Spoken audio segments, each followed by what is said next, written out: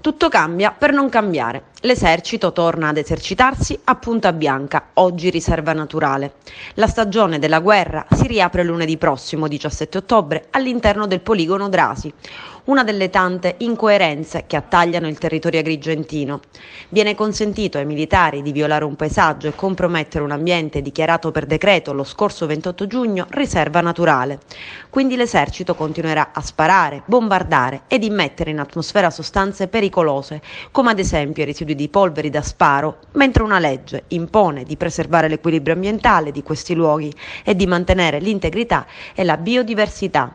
C'è sicuramente una forte incongruenza tra le due cose. L'esercito italiano, dice Claudio Lombardo di Mariamico, da più di 60 anni continua a violare un territorio che sotto l'aspetto paesaggistico, storico, ambientale ha una valenza incommensurabile. Così Mariamico, in tandem con Mare Vivo, organizza un sit-in di protesta per dire no alle esercitazioni militari a Punta Bianca, che riprenderanno il 17 ottobre per proseguire fino alla fine dell'anno. La manifestazione si svolgerà proprio lunedì prossimo, 17 ottobre. I cittadini sono invitati, dicono le due associazioni ambientaliste, a sostare davanti l'ingresso della riserva di Punta Bianca per impedire l'inizio delle esercitazioni.